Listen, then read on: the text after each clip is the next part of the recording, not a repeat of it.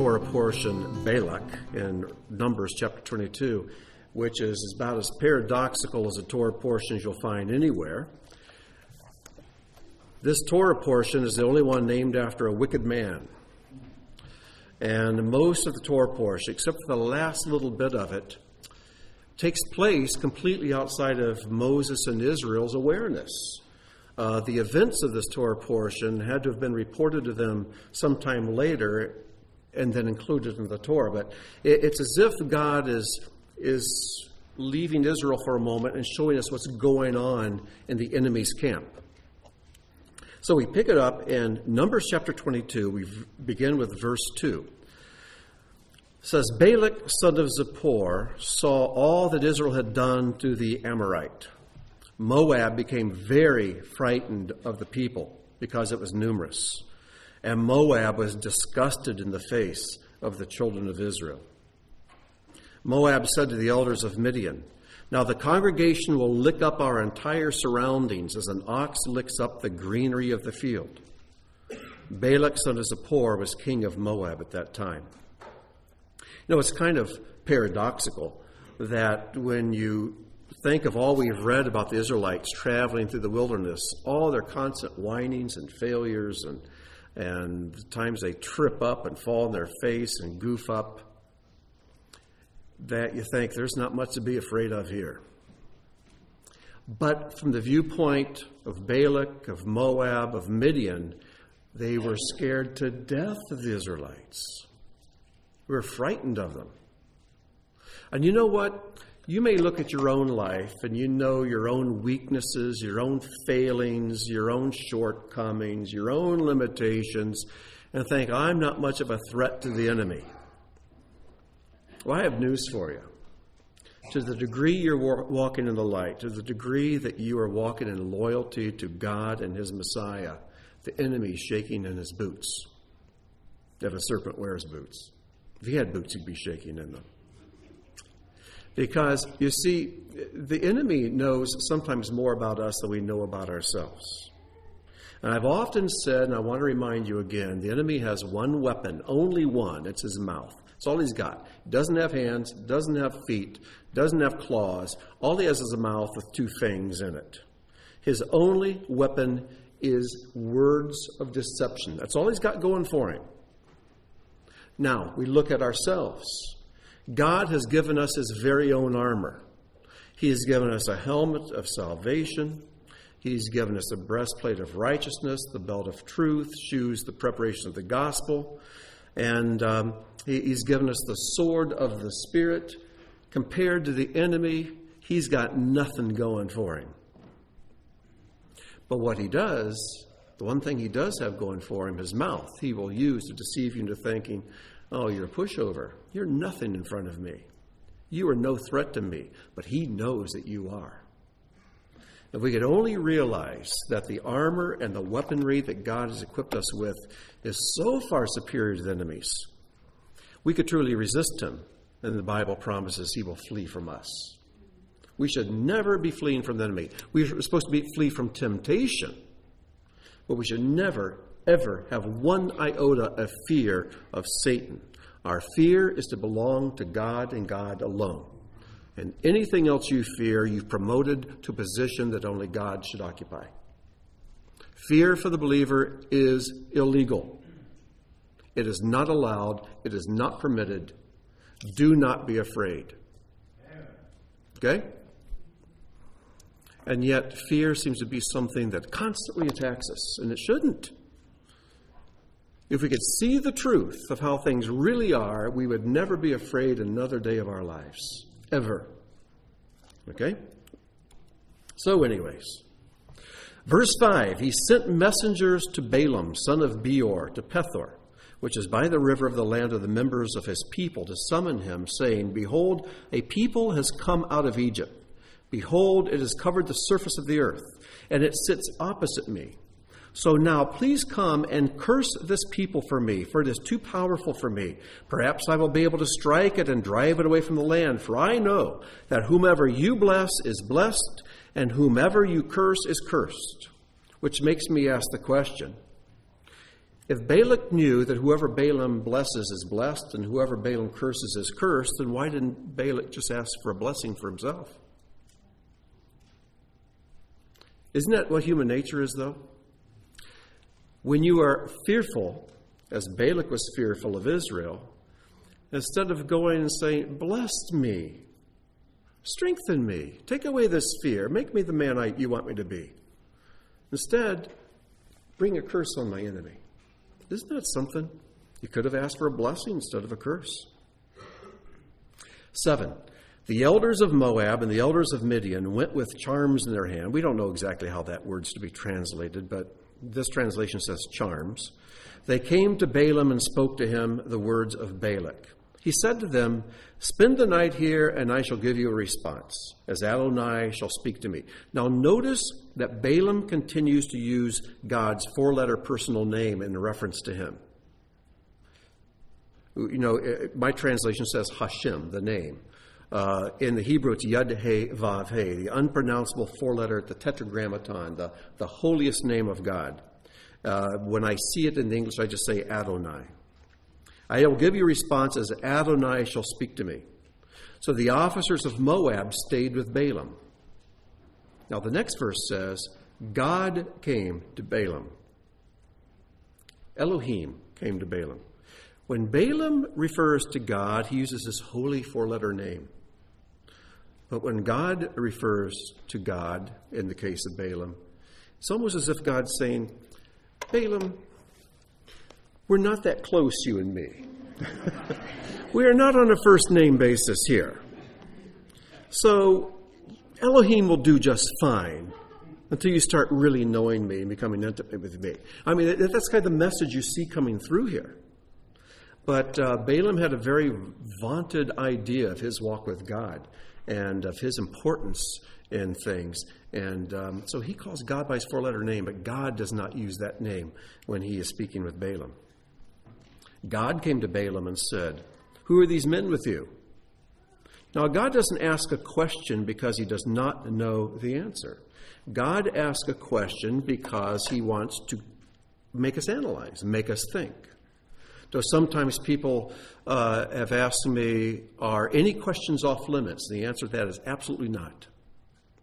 But the motives for questions can be wicked. Some motives are off limits because the first recorded words of Satan were a question. And you know, Satan didn't ask the question because he didn't have the answer. He didn't ask the question because he wanted the person to think deeply and draw close to God. He asked the question to pull their hearts away from God. So questions are powerful things. The enemy knows how to use them, and God knows how to use them. So we need to examine motives behind questions. And while I'm at it, not every question requires an answer. People always ask me hypotheticals. Well, what would you say to someone who asked you? And I'm thinking, wait a minute, who says I have to answer them anything? I don't have to say anything if I don't want to. Don't feel like you have to answer every question somebody asks you. But anyways, God asked, who are these men with you? In other words, Balaam, are you really thinking about who you got sleeping under your roof here? You know enough about me that I am the God of Abraham, Isaac, and Jacob. These are their children they're afraid of. They want you to come and curse their children. I'm in covenant with these people. I mean, come on, duh. You think I'm going to let you go and curse them? Who are these guys? Why did you even have to tell them, well, let me go see what God says? You know what I'm going to say. But Balaam said to God, Balak, son of Zippor, king of Moab, sent to me, behold, the people coming out of Egypt has covered the surface of the earth. Now go and curse it for me. Now, the word for curse here is not the same word that the messengers used back earlier in verse 6. Two different words, but I'll let you do the study on that to see the difference. Perhaps I will be able to make war against it and drive it away. God said to Balaam, you shall not go with them. Exclamation mark. You shall not curse the people, for it is blessed. Exclamation mark. End of story. God tells Balaam information you already knew. Balaam arose in the morning, said to the officers of Balak, go to your land. Adonai refuses to let me go with you. The officers of Moab arose and came to Balak and said, Balaam refused to go with us. Balak kept on sending officers, more and higher ranking than these. Now, it could be that Balak sent officers on numerous occasions. We only have We only have 2 occasions described for us, but he could have just been trying to wear Balaam down. This is one of the enemy's tactics, by the way. The enemy will come to you to tempt you, and you say no. Then he ups the ante, and he comes to you again, and you say no. He comes to you again, and you say no. And the 4th time he'll come to you, I don't think so, but maybe. Let me go check again. This is what he does. He wears you down. He doesn't get tired. We do. But we need to get strong. Verse 15, Balak kept on sending officers, more and higher ranking than these. They came to Balaam and said to him, So said Balak, son of Zippor, do not refrain from going to me, for I shall honor you greatly. And everything that you say to me I shall do. So go now and curse this people for me. Now here's the war that might have been going on in Balaam's mind. He knew that who God was, and he's supposed to be obedient to God and loyal to God, but here's the king, and am I not also supposed to submit to the king? And after all, I have to make a living, and the king's offering me a pretty steep fee for coming and doing his will. And he does say he'll do everything I tell him to do. Is there any hurt really in going? You see how the logic works? Verse 18, Balaam answered and said to the servants of Balak, If Balak will give me his household of silver and gold, wink, wink, nudge, nudge, I cannot transgress the word of Adonai my God to do anything small or great. And now you two stay here for the night, and I will know what more Adonai will speak with me.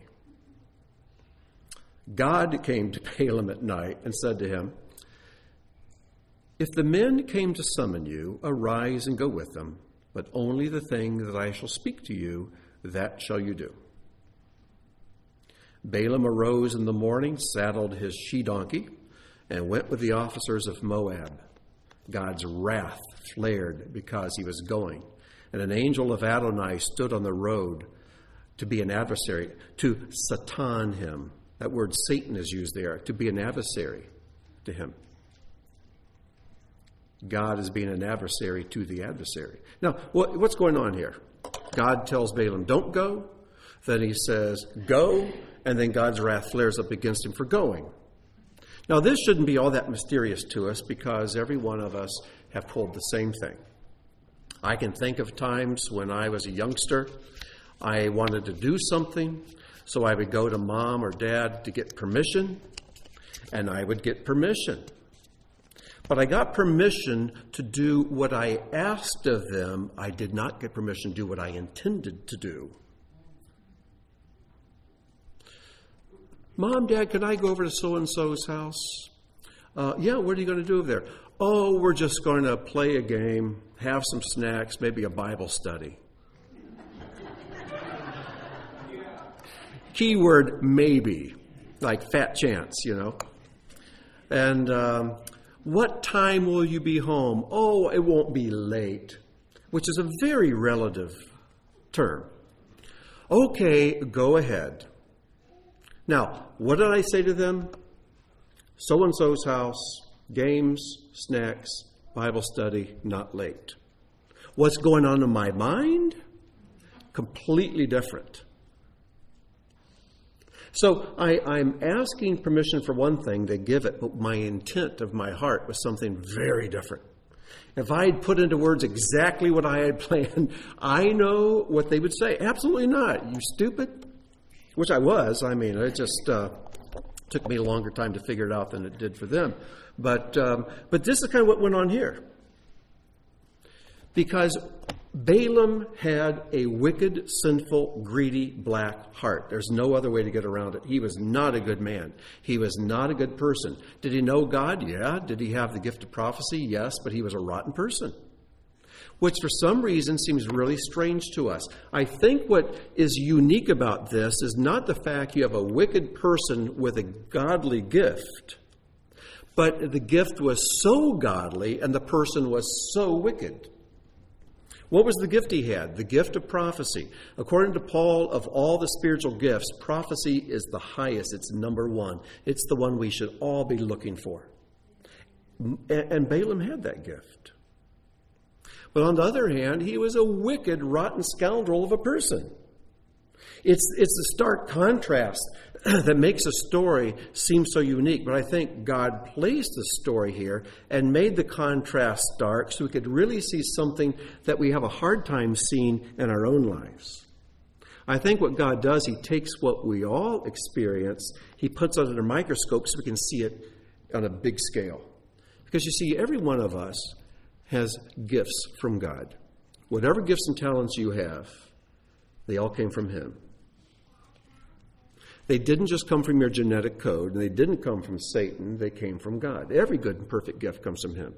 You have a musical talent, or talent to write, or talent to speak, or talent to draw, or maybe the talent to teach, the talent to do math really well, the talent to get to the bottom of issues, to research. So I don't care what it is. That gift came from God. And yet every one of us has darkness in our hearts somewhere. And in a room at a time, God wants to let light invade that darkness, because wherever there's darkness, the enemy has rights. He's the prince of darkness. You have darkness in your life, he has rights there. That's his turf. Once light comes in, the darkness goes away, so do his rights. He'll move on to another room of your house. You're a complicated thing. You're as complicated as an entire world. And inside your world, there are areas in your life you have not yet submitted to God, and the enemy has rights there, period. Okay? Those are the parts of your soul that will never reach fruition unless you surrender them to God and allow his light to invade. Those are the parts of your soul that are lost when you stand on Judgment Day because they were never invested in his kingdom. Those are the bits of you that could have been wonderful and great and fruitful for eternity, but they just didn't quite ever make it into the light because you didn't want the light invading. Okay? It's a very complex issue, but it's a very real thing. And so here you are, like a little mini Balaam. So am I. We all have gifts. We all have selfishness and greed. And we're always looking for a workaround. How we can take this gift that God's given us, but use it to promote ourselves, to get attention to ourselves, to get something for myself. Aren't we? Or am I wrong? Am I the only one who wrestles with this? I told you last week I have no business being up here talking to you. But with Balak, we see it in a real stark, massive way. The greatest gift a man can have, and the wickedest, darkest heart of anybody you're going to find in Scripture. In fact, his heart is so wicked and dark that the New Testament Scriptures refer to Balaam specifically in 3 places. And many of you may be familiar with these. Let's take a quick look at this. This is an overhead I've used several times. But when we talk about Balaam, we must shed the light of the apostolic Scriptures on it and see him in the light of these great men of God. 2 Peter 2:15-16 say this about him. It says, "Forsaking the right way, they have gone astray. They have followed the way of Balaam." So the first verse we're looking at here refers to the way of Balaam. The way of Balaam is love of money. What's the root of all evil? Money, right? Wrong. The love of money is the root of all evil. And he certainly loved money.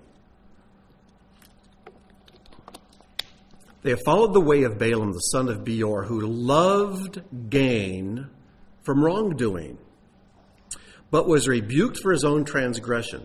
A speechless donkey spoke with human voice and restrained the prophet's madness. Isn't that interesting? He was a madman. Because what else do you call it when you take a gift you know is from God, you talk with God, you hear from God, you converse with God, you have fellowship with God, you take this holy, wonderful gift, and yet you're willing to use it to curse God's people, to make money for yourself. That's madness. There's no logic to that whatsoever. I've met people who just plain outright lie. And then you try to figure out, how can they lie like that? And you can't figure it out. Well, it's a good thing you can't figure out, because people who just lie for the sake of lying, it's a form of insanity. It's not logical. And you'll make yourself insane trying to figure out how they can do this. You're not meant to be able to understand it because there's nothing to understand. Liars lie. And they'll do it with the most sincere expression on their face. How can they? I can't do that. How can they do that? I don't know. They're liars. There's no sense to it. It's madness. And then Jude, verses 11 and 13, he doesn't refer to the way of Balaam. He refers to the error of Balaam. It's very similar. It says, "Woe to them, for they walk the way of Cain and abandon themselves for the sake of gain to Balaam's error and perished in Korah's rebellion." Now here Jude is taking three individuals from the Torah. Cain, who killed his brother Abel for religious reasons. Balaam, as we're reading about here. And then Korah, who again rebelled for religious reasons. All three of these men were extremely religious. And yet they are in what you might call God's hall of shame. Cain, Balaam, and Korah. And Jude is using them as a warning to us, because every single one of us has the potential of walking in the steps of Cain and of Balaam and of Korah. These things are written to us for our warning, for our correction, for our enlightenment. There are other examples of Balaam's error. Now, they're not specifically stated as Balaam's error, but when you read about Jannes and Jambres, these two Egyptian magicians, their names are given to us in 2 Timothy 3:8. So you can write down the reference. We won't take time today. But these are two men who were very religious. They were in Pharaoh's court, but when they saw the greater power of God manifested through Moses and Aaron, they left Egypt and they went out of Egypt with the mixed multitude. But when Moses was on Mount Sinai and delayed, the Midrash Rabbah tells us that it was these two guys who got up and said, we need to make some gods to lead us back into Egypt. And they're the ones who were the instigators between the whole golden calf worship. And in Timothy, Paul warns us that in the last days, just as Moses is on the mountain, it's like, shouldn't he be back by now? We need to do something. He says in the last days, people will be the same way. Messiah, Yeshua, shouldn't he be back by now? We need to think something up. We got to do something. We can't just stand out here waiting for him.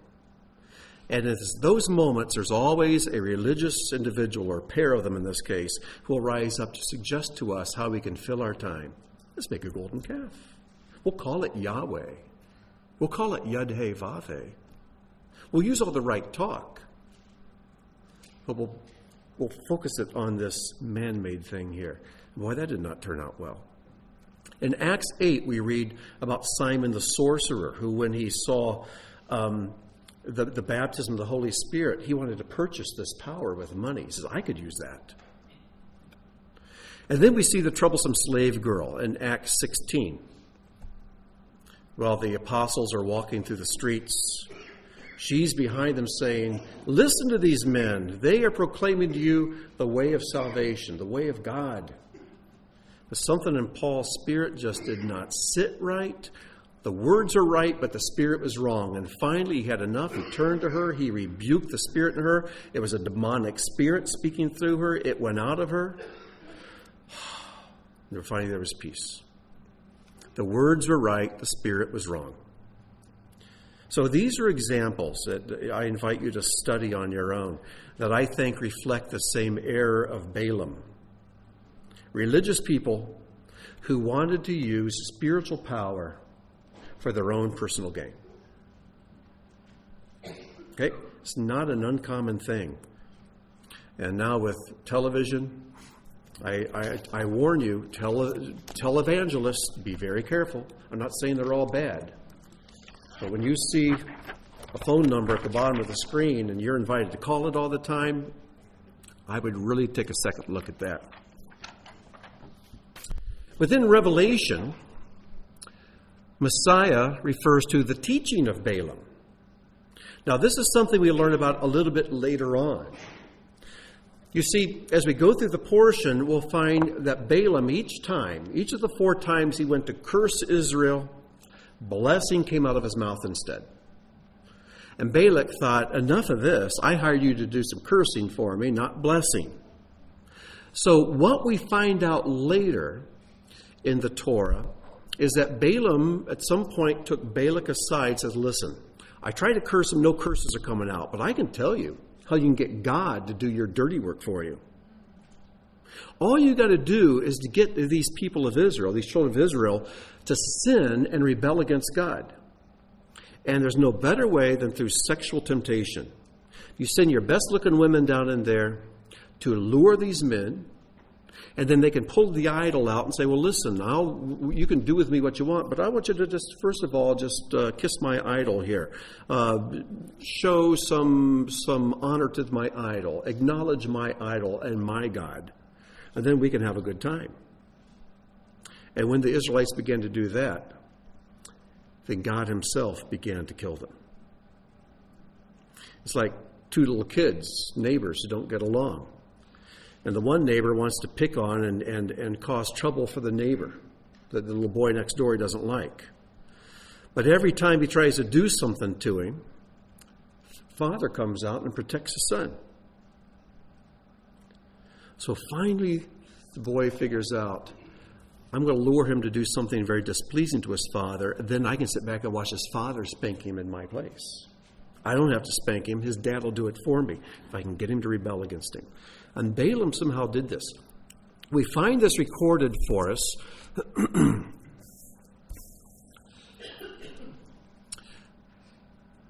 in Numbers chapter 31, verse 16. Numbers 31:16. This is the verse. Behold, these on Balaam's advice,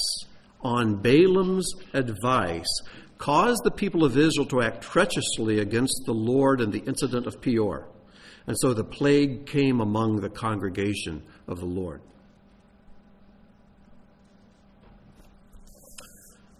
This is what Messiah is referring to here in Revelation 2, where he says, I have a few things against you. You have some there who hold to the teaching of Balaam, who taught Balak to put a stumbling block before the sons of Israel, so that they might eat food sacrificed to idols and practice sexual immorality. What Balaam did, he taught Balak, here's how you put a stumbling block in front of God's children. If there's one thing our Father hates, is those who put stumbling blocks in front of his children. He despises that. He hates it. In fact, Yeshua said, it's even better for that person to have a millstone tied around their neck and thrown into the sea. In fact, that's the best thing that could happen to them. It'd be better for them for that to happen than what's going to happen. So we see the way of Balaam, the error of Balaam, and the teaching of Balaam. Yeah, I was thinking about these, trying to find a way of summing them all up. There's the verse I just read to you from Numbers 31:16. And I came up with a motto for Balaam. Balaam's personal motto. It's this. This is not about that. If Balaam had a refrigerator, I think this would be what would be on there. This is not about that. Balaam had this ability that every one of us has to say, what I'm doing over here has nothing to do with this over here. Yeah, I have my walk with God, but over here, the books I read and the movies I watch, this doesn't really have anything to do with that, and that doesn't really have anything to do with this.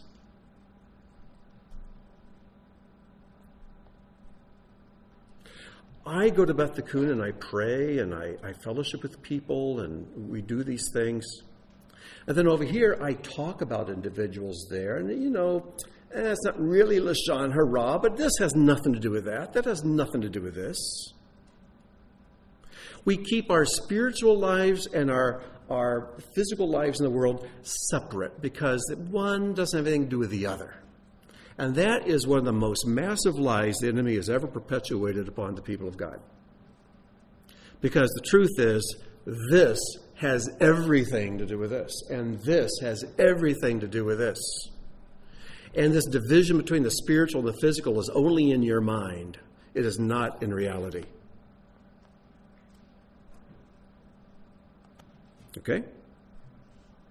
I think Balaam really thought he could do his prophecy thing over here, and then he could do his cursing thing over here. What does this have to do with this? This is business. Well, let's continue with our story.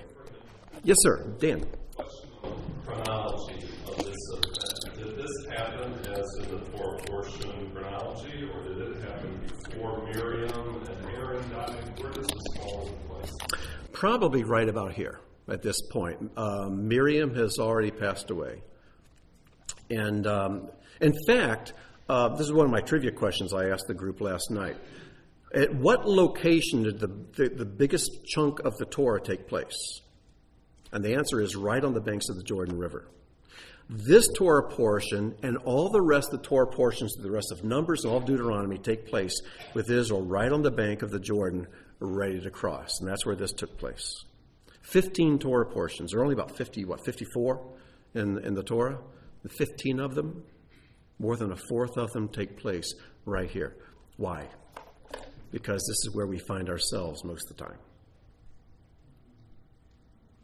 God's redeemed us. It's a done deal. He's conquered our enemy, Satan. Here's the land of fruitfulness right there. I can see it. I can smell it. It's right there. And I'm sitting here trying to decide to go across or not. This is where we spend the biggest chunk of our lives. And even, this is what's kind of complex. We know that part of Israel, 2.5 tribes, settled on the wrong side of the Jordan. There's always part of us that crosses and part of us who wants to stay on this side. And they didn't all step across in one step. It must have taken hours, maybe days, for Israel to finally file across. And the process of crossing the Jordan River from the place of the wilderness into the place of fruitfulness is a long process. And I think we spend the biggest chunk of our lives in the process of crossing or trying to decide whether to cross. Or do I want to bring this part of me over here too? Do I really trust God enough to bring this over to Him and to walk in obedience to Him? So the biggest chunk of the Torah takes place there. I don't know if this has answered your question, but anyways, that's a good way to dodge it if I'm not. But I think it's where we spend most of our lives too. Yes, Jim. Did Balaam, Cain, and Korah know they was deceitful, or did the complexity of them convince them that is a great question. Did they know they were deceitful? I don't really think so. I thought they were normal. And I don't think they could imagine doing anything any different. And that was the problem. They really thought the way they were doing it was the way people do it. This is business. This is how it's done. Bringing it over today, how are we secure in what we think? Let me ask, how do we today know how can we be secure in what we think? Somebody last night at Erev Shabbat brought up confusion and was talking about how they were some people are just confused. And what I shared with them is something I really believe in. I believe that most of the confusion that we experience, we have chosen it. And we're in confusion because we've resisted truth. We've resisted light in some area of our lives. Now, there's the place where you have honest questions. I need information. And that's where you research. That's not confusion. That's making a plan. I want to get the information. I want to get the truth. I want to know what's what, and then I'm going to follow it. But people are in confusion. Everything's just murky and foggy. Somehow they've pulled the shades down on the light. Somewhere along the line, they've just pulled the shades down. I'm really convinced of that. Because Messiah has promised us that the Spirit will lead us into all truth. Won't drive us into it. Won't make us accept it. But He'll lead us. We can choose to follow or not. And if you're in confusion, then the Spirit has led you into truth. You've decided, I don't want to go. I don't like that version of truth. I want God on my terms, not on His. And I think, and if it's not all confusion, then most of it, I think we're confused because we choose to be. So, well, ignorance too. How about ignorance? So I wanted to go on a little bit more. And the sages have something wonderful to say about ignorance. Are we responsible for our own ignorance? It says in verse 22 where we left off, God's wrath flared because he, Balaam, was going, and an angel of Adonai stood on the road to Satan him, to be an adversary to him. He was riding on his she-donkey, and his 2 young men were with him. The she-donkey saw the angel of Adonai. Balaam didn't, but the donkey did. Standing on the road with his sword drawn in his hand. So get the picture. They're going down this road. The donkey sees the angel of the Lord with a sword in his hand. The donkey veers off the road, goes into a field. The she-donkey turned away from the road and went into the field. That's the first thing the donkey did. Then Balaam struck the she-donkey to turn it back into the road. The angel of Adonai stood in the path of the vineyards. A fence on this side and a fence on that side. There's a fence or a wall. It's a narrow area. The donkey's going down, and there's just enough to squeeze by, maybe.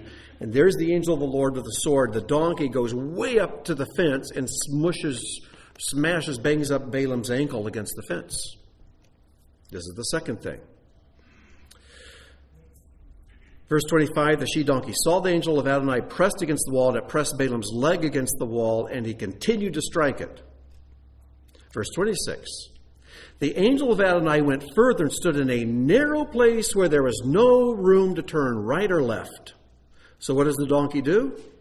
The she-donkey saw the angel of Adonai and crouched beneath Balaam, just squatted right down. I'm not going any further. Apparently there's not a reverse on a donkey. Balaam's anger flared, and he struck the she-donkey with a stick. Now, we talked a little bit in the Torah service about donkeys. Donkeys are amazing creatures. There are only 2 creatures in the Bible who speak. There's the serpent in the Garden of Eden, and there's Balaam's donkey. So, right away, we have a connection here. We take the 2, put them side by side. The serpent speaks to bring disobedience, sin, and death to the people to whom he's speaking. And the serpent starts by asking a question. Has God said? The donkey speaks to bring life and protection and opens with a question. And the question the donkey asked is in verse 28. Adonai opened the mouth of the she-donkey. It said to Balaam, what have I done to you that you struck me these 3 times? Okay? So the serpent and the donkey both speak, but one is to bring a person into disobedience, the other one is to bring into obedience. One is to bring death, one is to bring life. One is to put you in a position that's contrary to God, the one is to bring you into alignment with God. And it's also interesting that the donkey is the only non-kosher animal other than a human being that requires redemption when it's born. It's twice in the Torah that when a donkey is born, you have to take a lamb and slay the lamb to bring in place of the donkey. You redeem the donkey. Because you see, the donkey is a picture of the anti-Satan. We often talk about how Satan is around to tempt us and to deceive us. And it's true. If not Satan himself, he's not omnipresent. His minions, his spirit is everywhere. And it's there to deceive and to distract and to pull us away from life and from obedience. Well, if Satan can do that constantly, I just can't help but think that God will outdo him by providing with every one of us with a donkey whose job it is to bring circumstances into our life to slow us down, maybe to embarrass us, maybe to cause us some pain, or just to stop us in our tracks, to get our attention and say, what are you doing? What's the matter you? Okay? And so many times the circumstances that come, we whine, we moan, we complain, we gripe about them, and yet it is God's donkey in our life saving us. You know, when things start getting tough and the progress gets hard and the doors aren't opening, it's a good time to stop and reassess and take inventory and think, where am I? Am I on the right track here?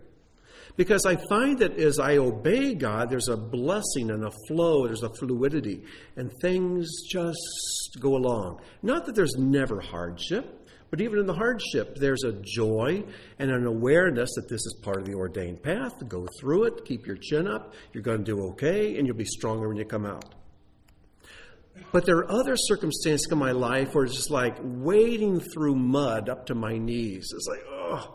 There's so much effort put in and so little advancement. And those are the times I think, this doesn't feel quite right. The resistance is abnormally strong. And usually if I stop, I find out my donkey is slowing me down. My donkey is taking me off where I want to go. My donkey is bringing me some embarrassment. My donkey is bringing me pain. My donkey is stopping me in my tracks. Don't beat the donkey. It's not the donkey's fault. The donkey can see things you can't. Okay?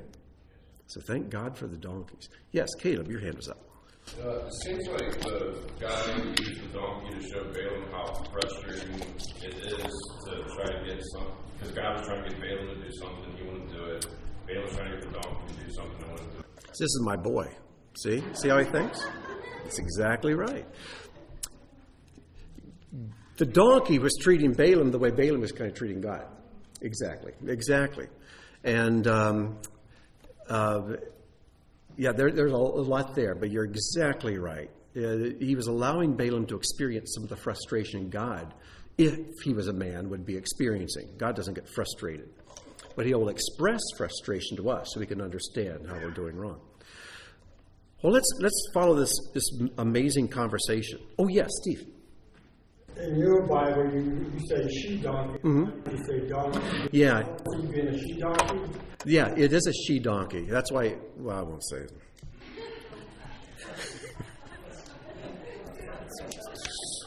Do you think it'd be talking so much if it was a male? I mean, come on.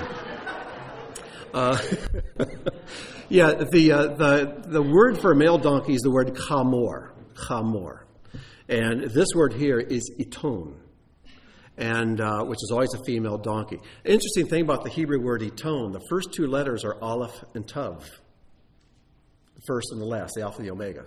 Okay? The first two letters, aleph, tav. And it's like God's saying, look, there's a donkey in your life. And I want you to understand, this is me. This is my name on it. Okay? Yes, it's Doug, correct? Bob. Well, that's true. Yeah. That's true.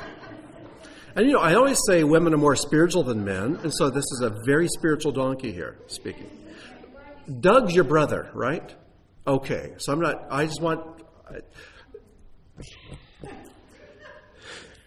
this is so people think I'm only half as forgetful of names as I really am. Sorry, Bob. Yes, Deborah.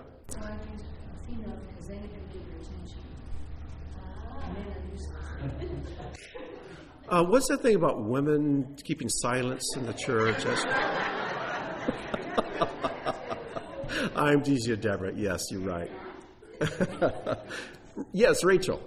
I was thinking we kind of think of the donkey as being very stubborn. Mm-hmm. And if you think about that, too, God never gives up on us. Yeah. God keeps prodding, and he's patient, and he works with us. And that donkey is that aspect that just doesn't quit. And so in that line, you can think of it, I think of the donkey as being that aspect of me that through God. Yes.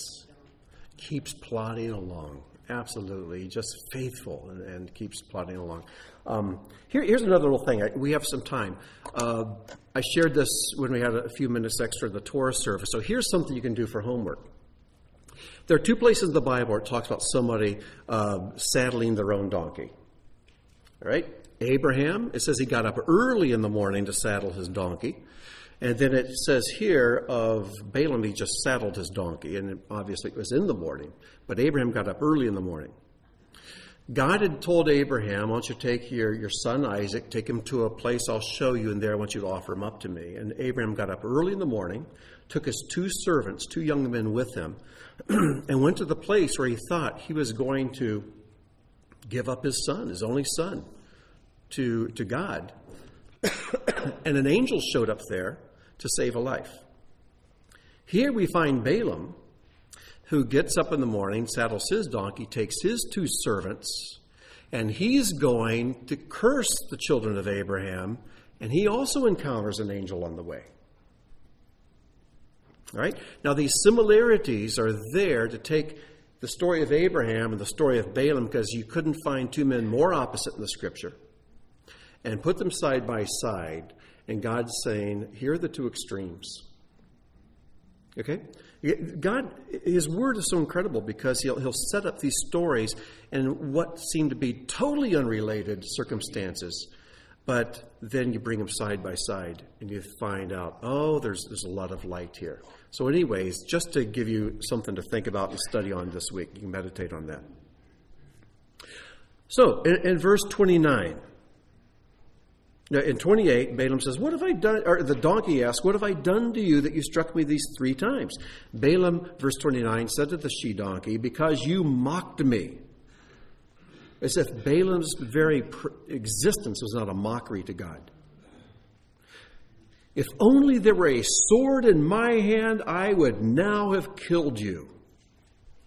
And the she-donkey said to Balaam, am I not your she-donkey that you have ridden all your life until this day? Have I been accustomed to do such a thing to you? He said, no. In other words, the picture again is when your circumstances all of a sudden go south, everything is going rotten, everything is just kind of freezing up. Don't start complaining about the circumstances. Ask yourself, where have I gotten out of step with God? Now, maybe it's a testing God's taking you through. You just keep plugging away. But sometimes in your heart, you know good and well that there's something where I misstepped back here. I did something I knew I shouldn't. I failed to do something I knew I should. I did something, I said something I knew I should go to that person and ask forgiveness, and I haven't. And you know somewhere back there you got off track. Because your circumstance are saying to you, listen, don't things usually go fairly well? If things are going this rotten, do you think it's my fault? Maybe you, Balaam, need to go back and fix something back here. But anyways, he said, if I had a sword right now, I'd kill you. And then the angel shows up and basically says, I do have a sword. It hadn't been for the donkey, I would have killed you. Verse 31, then Adonai uncovered Balaam's eyes, and he saw the angel of Adonai standing on the road with his sword drawn in his hand. He bowed his head and prostrated himself on his face. Some prophet, a donkey has better awareness of God's presence than the prophet himself does. That should be a rebuke right there. The angel of Adonai said to him, for what reason did you strike your she-donkey these 3 times? Again, a question to cause Balaam to really look and analyze what he had done. Behold, I went out as an adversary, as a Satan. Think about this. Twice now we've seen Satan, used in reference to God and his angel. I tell you what, I wish I had a nickel for every time I've heard a believer talk about how the devil had done something in their lives, and I'm thinking, that wasn't the devil. That was God doing that. Oh, the devil made me sick. No. I think you give way too much glory to Satan, when oftentimes it's God who's our adversary because we've sinned. Behold, I went out as an adversary, for you hastened on a road to oppose me. Underline that. You hastened on a road to oppose me. In Balaam's mind, he was hastening on the road to make a big profit. Because after all, this is not about that. But God's saying, oh, it is about that. Because you're opposing me. The she-donkey saw me and turned away from me these 3 times. Had it not turned away from me, I would now even have killed you and let it live. Balaam said to the angel of Adonai, I have sinned, for I did not know that you were standing opposite me on the road. And now if it is evil in your eyes, I shall return. The sages asked the question. Here Balaam expresses his ignorance. I did not know that you were standing opposite me on the road. And is a person who's ignorant responsible for his ignorance? And they say yes, sometimes. Sometimes if you're ignorant and you're operating in ignorance, it's because you chose ignorance and you're responsible. Something to think about. It is something to think about. I think sometimes we're ignorant because we just simply are not aware, and due to no fault of our own. But other times we're ignorant because we kind of knew what knowledge would look like and we didn't want it. We didn't want the responsibility that goes with knowledge. So, verse 35, the angel of Adonai said to Balaam, go with the men, but only the word that I shall speak to you, that shall you speak. So Balaam went with the officers of Balak. So he comes, he meets up with Balak, and on 4 occasions, Balaam prophesies. And the prophecy comes off his mouth is directly from God. Balaam is a dirty vessel, but God speaks his light through a dirty vessel. It's like he's a muddy flashlight, but the light still comes out. Now, I want you to notice something it's kind of humorous, because though Balaam has confessed that he's been a sinner and he was ignorant and he was wrong, and I'll go back if you want me to, God says, okay, no, now your heart has been readjusted. Now you're okay to go. Okay? You're okay to go. Speak the words I give you. But it's not very long before Balaam gets really full of himself. I want you to do this. I want you to listen. I'll give you the references, but we're going to look at the introduction to each of the 4 prophecies that Balaam gives. We're not going to take time to analyze each of the prophecies today. We've done that in past teachings over the years. They're all on the internet if you want to listen to those, and you can study them out yourselves. But I want you to listen just to how Balaam introduces each of the prophecies. First one is in chapter 23, verse 7. Balak took up his discourse and said, quote, Balaam took up his discourse and said, quote, from Aram, Balak has brought me, or has invited me, the king of Moab, from the eastern mountains. Okay? What does he say? Balak, the king of Moab, has invited me. So just a short, sweet, nothing, no problem. Second prophecy. Same chapter 23, verse 18. And Balaam took up his discourse and said, arise, Balak, and hear. Give ear to me, O son of Zippor. Now he's commanding the king. He's getting a little uppity, isn't he? The third prophecy is in the next chapter 24, verse 3. And Balaam, took up his discourse and said, the oracle of Balaam, the son of Beor, the oracle of the man whose eye is opened, the oracle of him who hears the words of God, who sees the vision of the Almighty falling down with his eyes uncovered. Whoop-de-doo. Just get on with it. And then the fourth, same chapter 24, verse 15.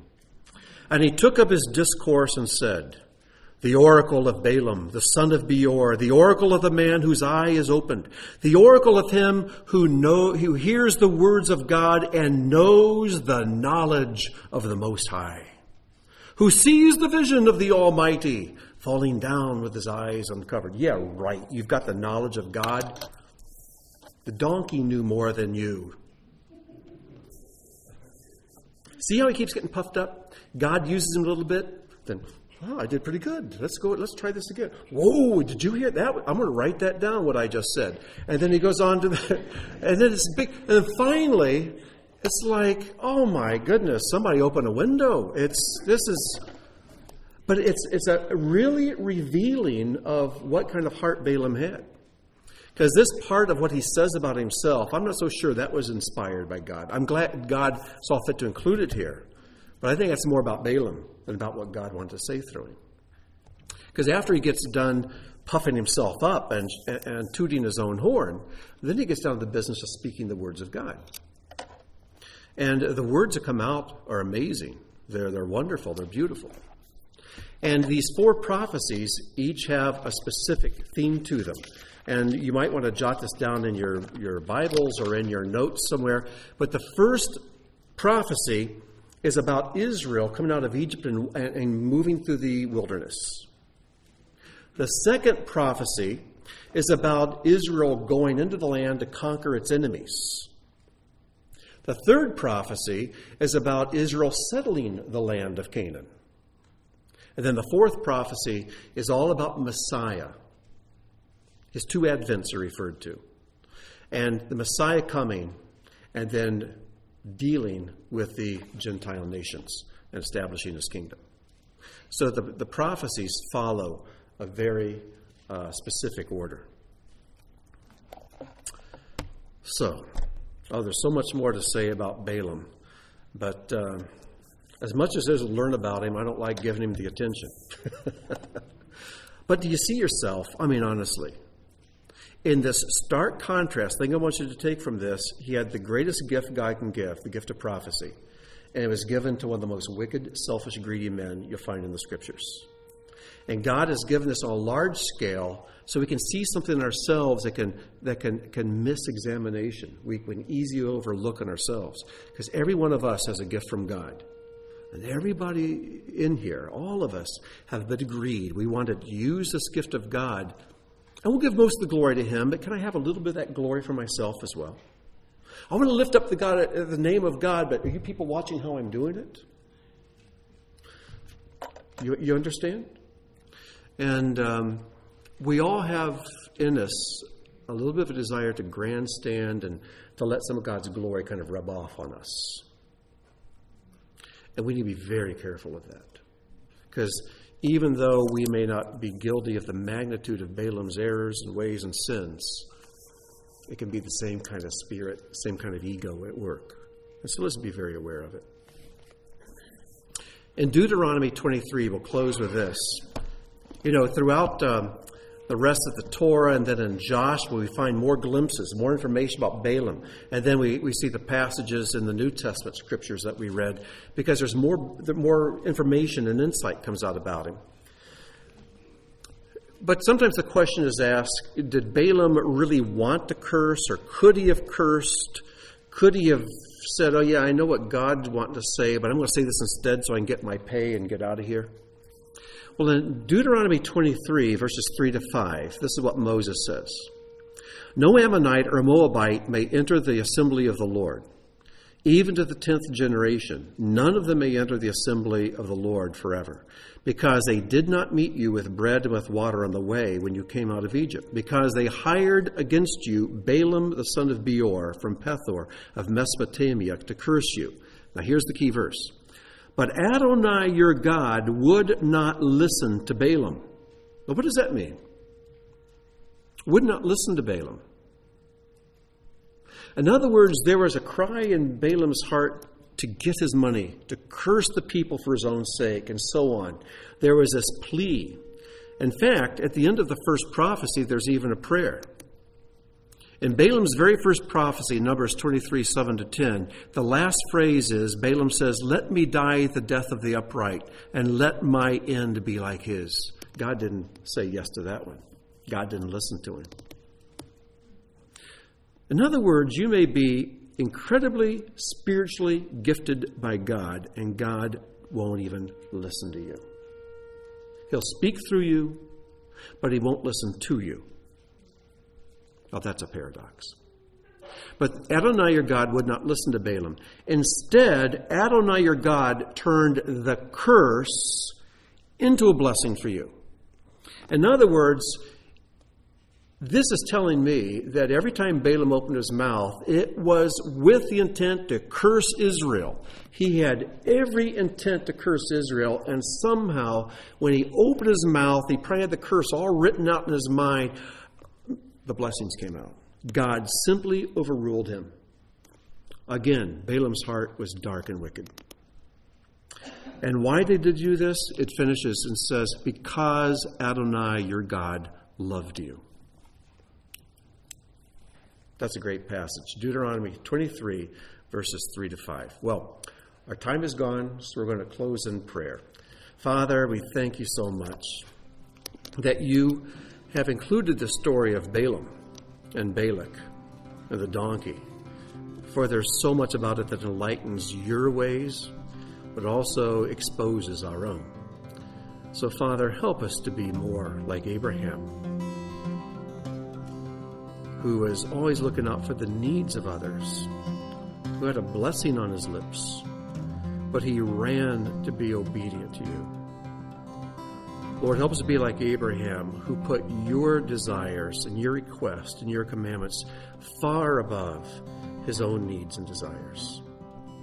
Now, Lord, expose in us every Balaam-like tendency to use you for our sake, to use your word and harness it for our own glory and ego, and to take your truth and to peddle it so that we can get praise or money or whatever it is. Father, forgive us for that. Help us to walk humbly with our Lord, doing justly, loving mercy, and just walking humbly with you. Help us to do that. And we'll give you all the praise for it in Yeshua's name.